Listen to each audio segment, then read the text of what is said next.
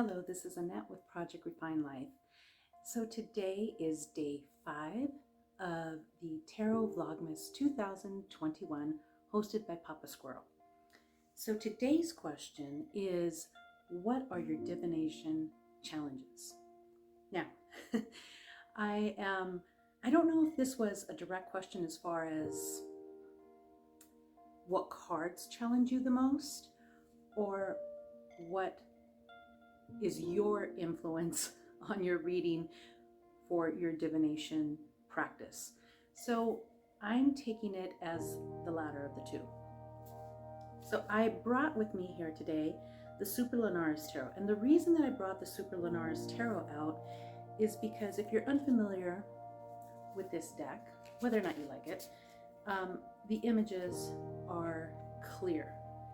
They are so clear that, I mean, it makes it easy, very easy to read for somebody with these cards, or to read for yourself with these cards. And even at that, like, I have many other decks that are very challenging. You know, they're different decks, and I love those type of decks. I love the decks that make me think. And by the way, this is one of my favorites from the deck. I love that one. But I'm not going to keep flashing cards in front of your face. But one of my divination challenges is, and I don't know if this is part of the aspect of being a Leo in my sun sign, but the need for perfection, to know that it is exactly right, that self-doubt that gets in the way of, you know, not only divination, but other things in my life as well.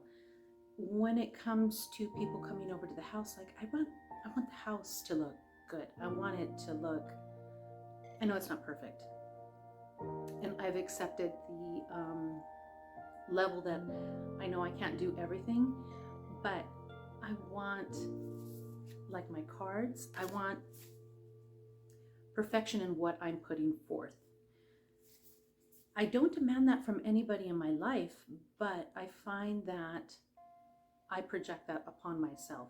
And because of that, I can see that it is like a level of acceptance, or that somebody else would judge me based on what I know or don't know. But sometimes it's just me. It's just me projecting it on me. It has nothing to do with anybody else. So I could be laying these cards out for a reading. And like I said, I'm using this deck because it's such a clear deck. It's such a gorgeous deck, but it's such a clear deck. And like, once you know the basic meanings, there's no way that you can confuse what this deck is trying to tell you.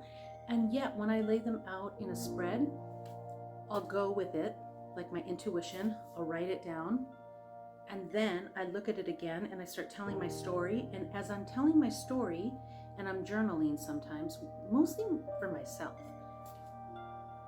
then I start to doubt myself and think, wait a minute, does that really mean that? Is that how the story would unfold?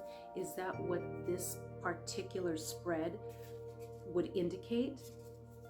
The self-doubt with my divination, that's where I get not stuck, but it hinders some of the things that I do. With some of my other practices that I do, sometimes I get a little stuck, like even with my Reiki handbooks for my Reiki 1 classes, I am constantly reviewing them. And I know it's a need to put out the best product possible, but I am constantly reviewing them to see if there's something that I could switch or change or do differently. It's this idea that maybe I missed something, maybe because I'm always trying to learn new things. I'm always, even if it's what I've been doing for years already, I always take more classes on the same subject to see if I can pick up even just one thing. So I don't know, it's self-doubt. My divination challenge is myself. It's self-doubt that I'm not doing it correctly, that it's not perfect. It's not as eloquently spoken as somebody else. I don't know. And you know what? It's just me, because I know that I can't please everybody, and I know that I'm not meant to please everybody. Like I always say when I'm teaching classes, like when it comes to yoga, like I'm not everybody's cup of tea, and that's okay. But when it comes to divination, for myself, I really can hinder my own interpretation of the reading because I start doubting what intuitively I already know or what I've already studied, and I can interpret these cards just fine, but then I start doubting. So, long story. I don't know if it's, you know, from the upbringing. I'm sure it has to do something with that, but also my sun sign, this need for perfectionism. But that's it. That's my challenge. So now, you know, I'm on like this recording spree so that way I can make sure I get my challenges in. So you might see me in the same shirt, in the same position on another video, just to let you know, okay? And that is it. That is day 5 of Papa Squirrel's Tarot Vlogmas 2021. I'm not coming up with a solution with it. I'm just being forward with my my answer to day number 5's question. So I appreciate you watching my channel. I appreciate you taking part and listening to this.